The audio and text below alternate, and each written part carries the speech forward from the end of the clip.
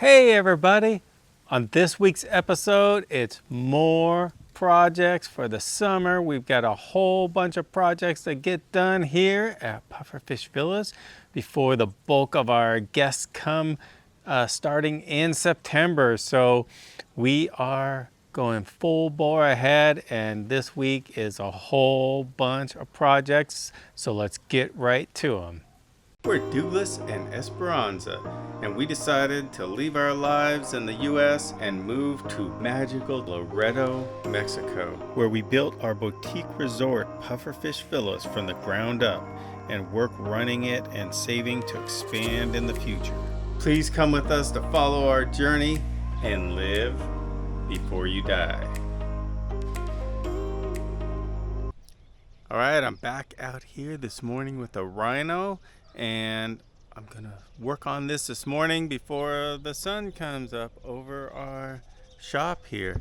You can see the shadow there. The sun's already up, so I need to work fast because I don't have too much more time, and this thing's heavy to push it somewhere in the shade. So we are going to try to get a new fuel pump put on today. So a little while ago we came back. This thing had sat for about 3 weeks and it wouldn't start. So I decided the next step was to buy a new fuel pump kit. And this kit comes with everything you need. It's got the fuel pump, which of course is there. Comes with a new fuel filter, and it comes up with an extra, a fuel shutoff. So when you know you're going to be gone for a while, you can shut off the fuel and hopefully it won't leak back into the tank. The other thing I purchased, which is a total add-on, is a primer bulb. I can put this in line, and then if the fuel does go back down into the tank and leak out, I can primer it back up into the carburetor. Hopefully this will solve my problem. So let's pull this thing apart, put on this new fuel pump, and see if this works. Now before I get started, I'm going to show you that I can see right now that we have a problem. Here's the fuel filter, and it's basically empty. If you can see, it just had a little tiny bit of fuel down on the bottom there. So obviously this thing is not getting enough suction to pull the fuel up through there. The first thing we got to do is pull off these 8mm bolts. There's one here and one down on the other side to get this off. And this is where another thing I bought up in the States comes in handy. I got an 8mm socket, and for some reason I did not have any 8mm sockets in any of my sets that I have, and I have quite a few sockets. So I don't know if they didn't come with 8mm or if the 8mm ones got lost, but I bought a bunch of 8mm sockets when I was up at in the US, and now I need it, so works out perfect. Let's get this pump off here. I went and got started on this, and I'm already ran into a problem that I don't have any extra fuel line that is the right size. This hose they sent me is very thin wall hose. I want to get some of this regular fuel line hose here, and I will have to go to AutoZone, and it's only probably 5:30, so they're not open yet. This morning I tried to make this video, but the camera totally failed. I had it jumped in the pool with the door off over the USB port yesterday, and I thought I had dried the camera out, but it still had water in it. But I was able to take the camera, dry it out in the sun for several hours, and now it's working great. So DJI Osmo Action 3, I'm impressed, because literally this camera got water all inside of it, and I ran it with water inside of it, and it malfunctioned, and it's still working. So awesome camera. All right, back to the Rhino. Now the Rhino, I completed the upgrade. Basically this is the hose coming up from the tank. I added a primer bulb like you'd see on a boat, We got a new fuel filter, and I put in an on-off valve here so I can shut off the fuel so it won't leak back down into the tank. So now we are going to see if this worked. And spoiler alert, at least this morning, it worked awesome. Okay, so this primer bulb. Well, I'll do it from here. I've set it set up so I can do it from when I'm sitting in there, but we'll pump this primer bulb, and you can see the gas come up into the filter, and then it fills up and you can't pump it anymore. So then now you know you've got it all primed with fuel, and this was the problem. Oh my gosh, the seat is hot even through my shorts. It's burning. It's like 100 degrees out here today. It said on the computer that feels like 110. Probably does. All right, let me put this in the neutral so we won't jump. And here we go. Now remember, I probably turned this thing over for 3 or 4 minutes until it went dead, and I could not get it started. Now with this new primer system,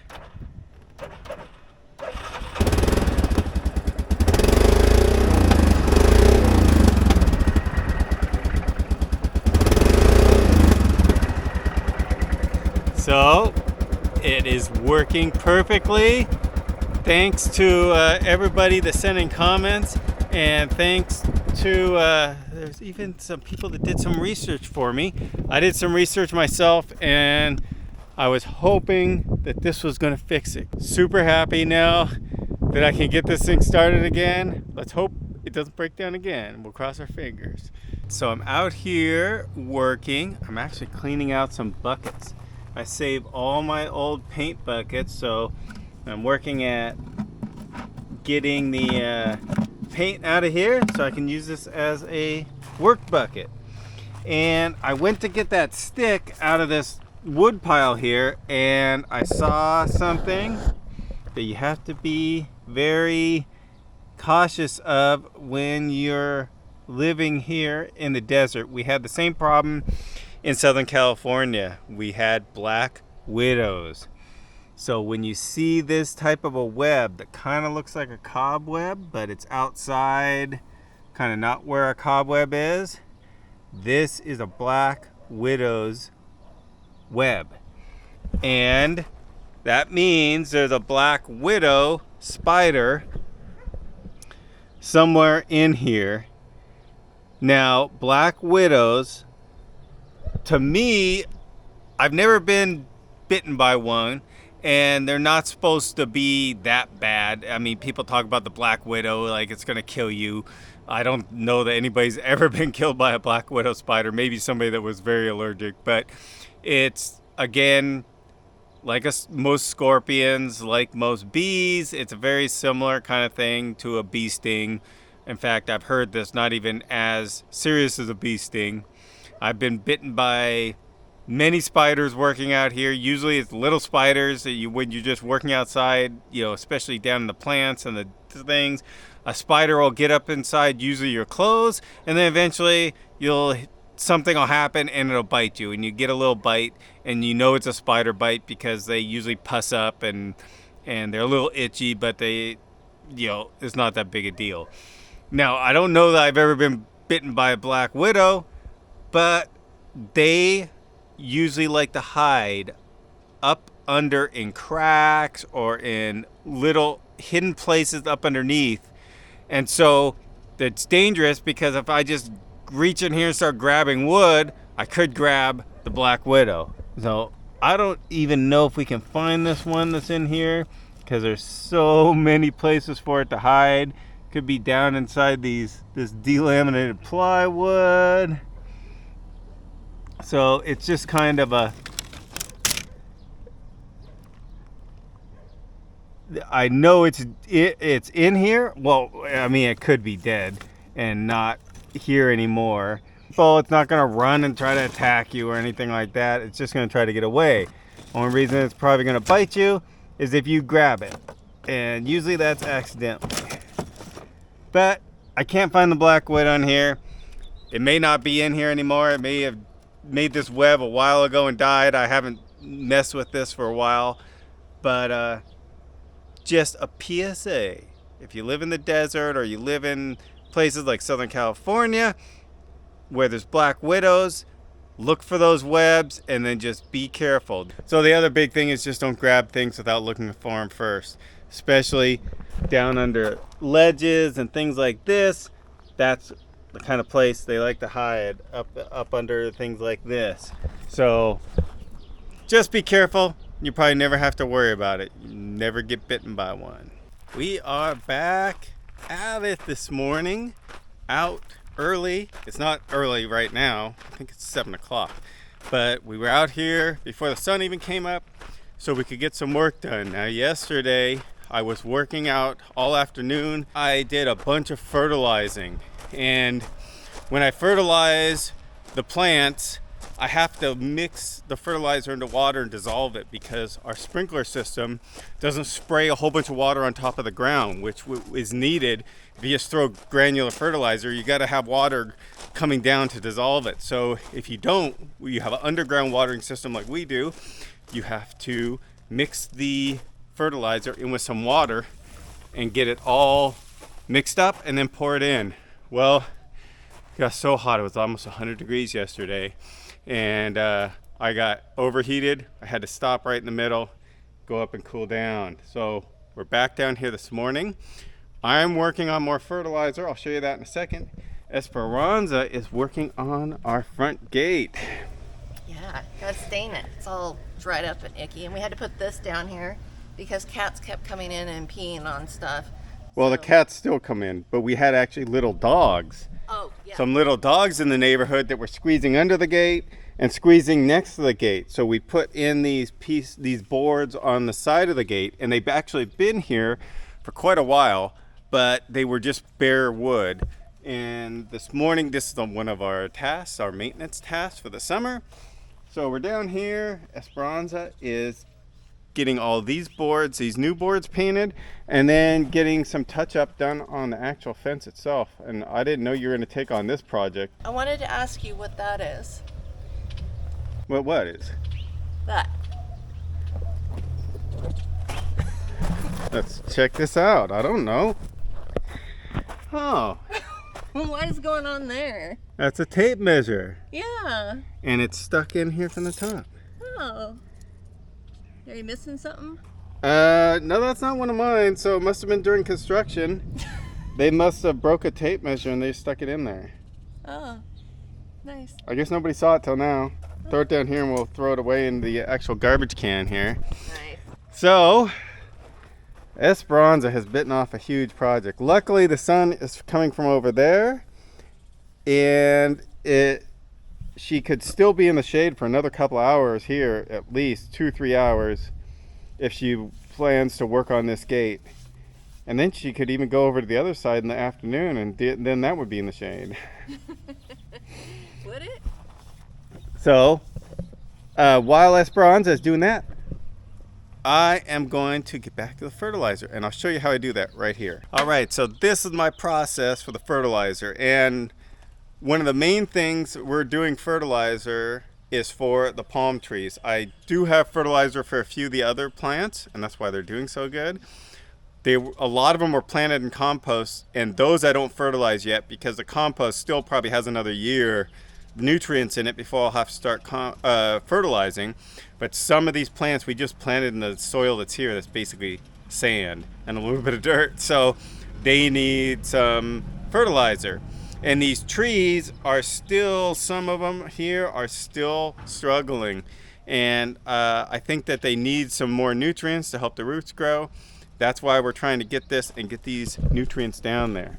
Now this is a specific palm fertilizer. It has the correct NPK mix for palm trees, and I buy it in 50 kilo sacks, which is like 110 pounds, so it's heavy.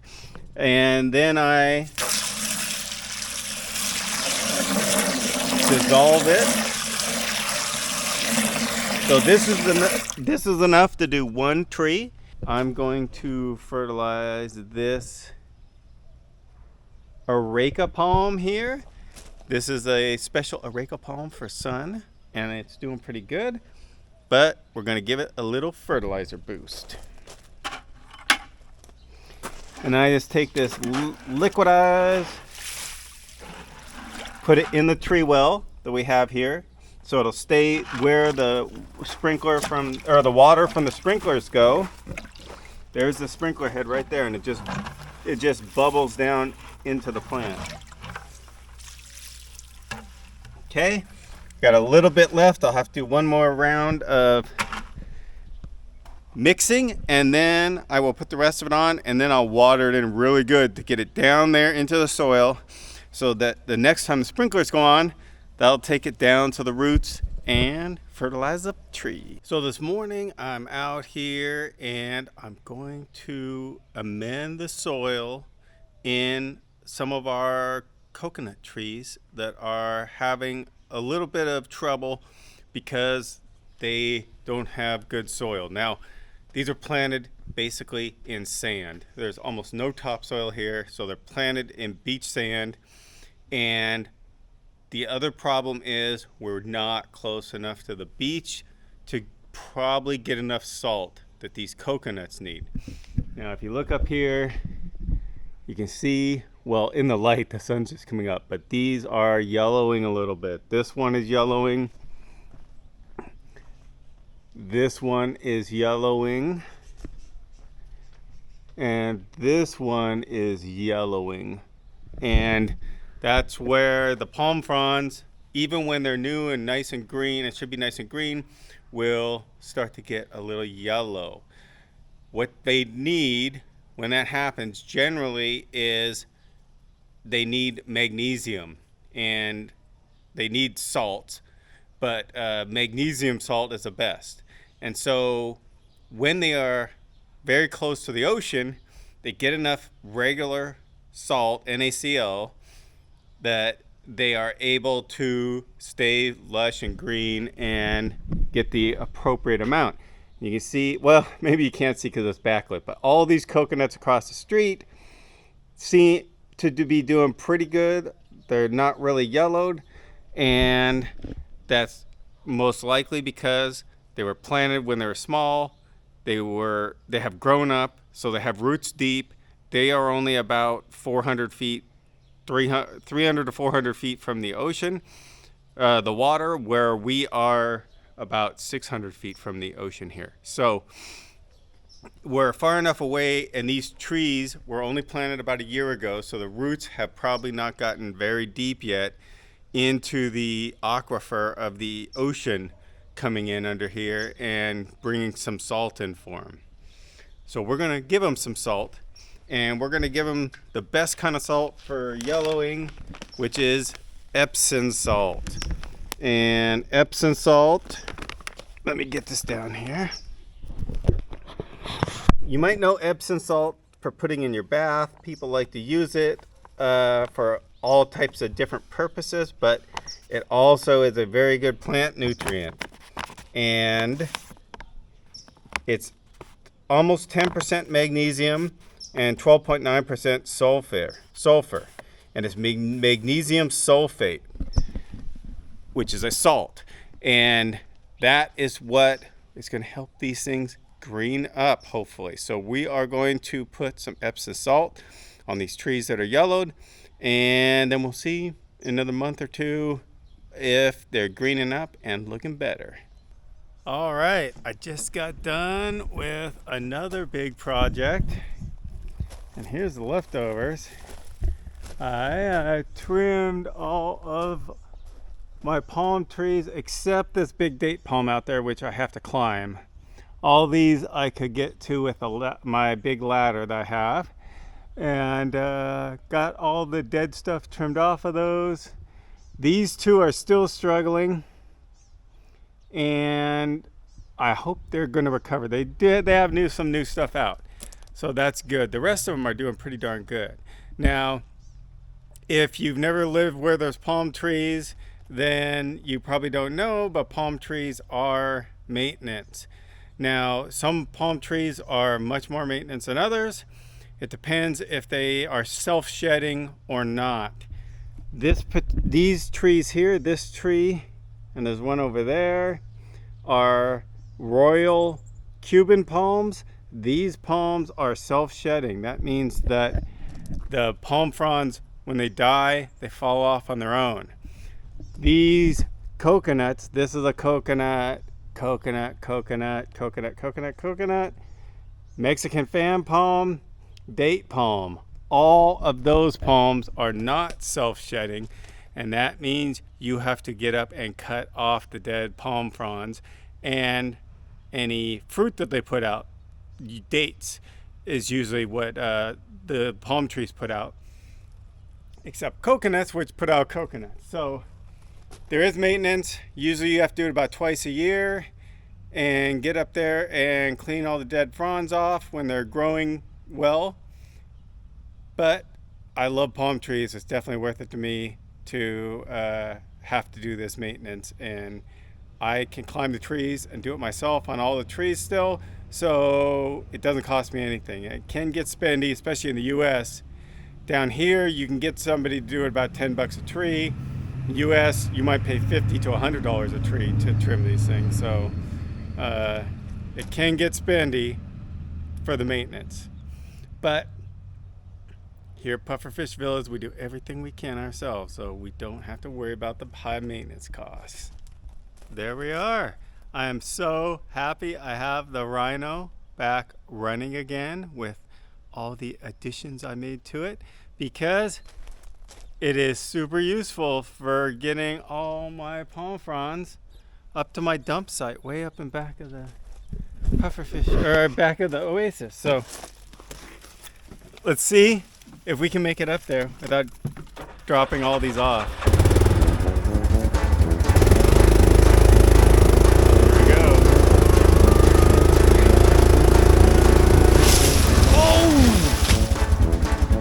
There went one. I'm gonna come back and get it, because I'm gonna try to get it. Oh, go, go!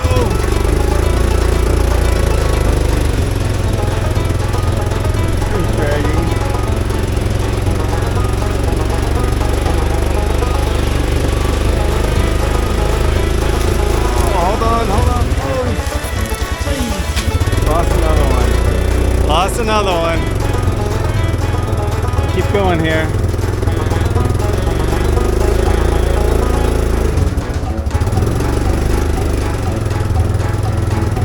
Oh man.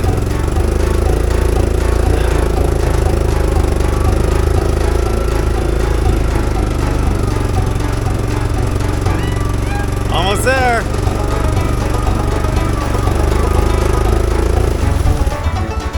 Oh yeah. And look, it's all falling off right where I wanted to dump it. Not too bad, only lost 2 fronds. I'll dump all this stuff and then I'll go back and get those. Okay, I just finished one more big project, and that is the frame around this hole. And this is the hole for the exhaust on the heat pump, which is for the pool. So this is the heat pump that heats and cools the pool. And quite a long time ago, I put this exhaust vent on it, and there's a whole video about that if you want to see that. But I hadn't framed this out, so it was just all jagged and there's a hole around there. So we're going to paint here in the next couple days, do outside touch-up painting all over. And I wanted to get this thing mounted and in here, so I built a frame and put it in here to just make this look a little nicer. One more project off the list. My list is getting really small. I'm excited. Good morning, everybody. Well, today we are going to do some painting. Got my paintbrush right here, and I gotta grab some paint out of the lavenderia here, but I'll show you what we're going to paint. We have a bunch of outside touch-up paint. So here's where repair was done, where the stucco got kind of cracked and messed up. We also have over here on the villas there's a crack that formed, and I fixed that with, well, I attempted to fix this with some caulk and texturizing the caulk. And so we're gonna see, actually let's go over here and just see if that even, so you can still see the crack because of the wave, but this is a caulk that's kind of been texturized into the stucco. So I'm excited to see if that repair will be invisible when it gets done.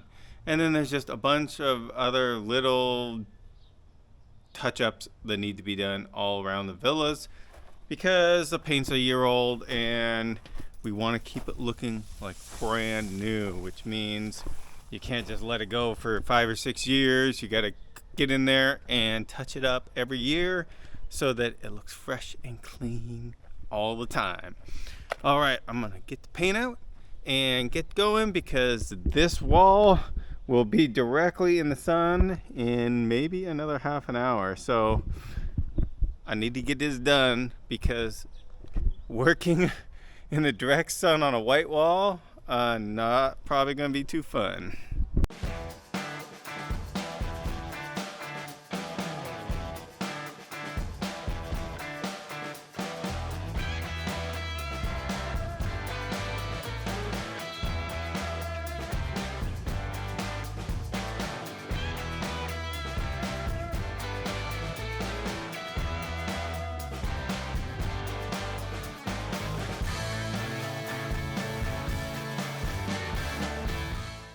So I just finished up on another project, and this was a project that involved putting our new umbrellas together. So we had umbrellas out here. They were very inexpensive, cheap umbrellas. They said, oh, they won't fade, but they were the cheap nylon fabric. You can see right here, this is the outside of the umbrella. This is the inside of the umbrella. Let me pull it in the sun so you can see in the sun. So this is the outside, this is the inside. This is even a little bit faded from what it originally was. So we went up when we went up to the US and we got some new umbrella covers. Now the umbrella frames are actually a pretty decent quality aluminum frame. One of them did break, but it was out in some pretty serious wind. That's this one, and I actually made a piece to fix it. There was a piece up in the top that holds all the splines, and it broke, and I welded up a new piece, made it like 10 times as strong as the original. So this umbrella will never break again. The other ones might break, but we wanted the same orangish color, but we wanted a fabric that was going to be a better fabric. We looked at Sunbrella, which is of course the top end fabric. All of our cushions, well, they aren't over there because they're inside, but all of our cushions are Sunbrella. Sunbrella has a super good reputation. It doesn't fade in the sun. It's easy to clean, all that, and it lasts a long time. But Sunbrella, just the covers are very expensive, about $300 an umbrella just for the fabric.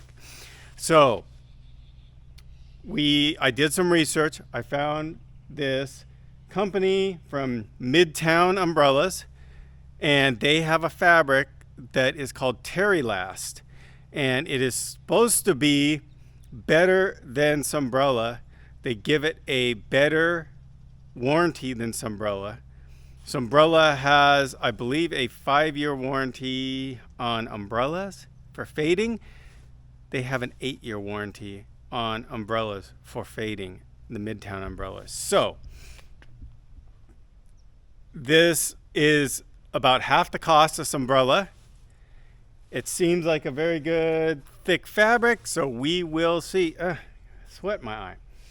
We will see if this holds up. Now these other umbrellas, these had not even been out here a year, and so hopefully we can get 8 years out of these. It would be fantastic because they were about $175 per umbrella cover. So not cheap still, pretty expensive, but the last 8 years, it would definitely be worth it. And these umbrellas are out here 365 days a year because it's so much work to pull them all in every night and then put them all out. Most resorts don't even do that. I mean, a lot of people pull their cushions and other stuff, but the umbrellas, it just gets to be such a pain. So we plan to just keep leaving them out here, and we'll see. I'll give you a report in 8 years and see how these umbrellas are doing. Thanks everybody for watching this video. I hope you enjoy seeing what we do here at Pufferfish Villas to keep the resort like brand new for every single guest. Well, that's really our goal here. And so we hope you enjoyed watching. Thanks for watching. Don't forget to like the video if you liked it, and subscribe if you haven't subscribed yet. And never forget to live before you die.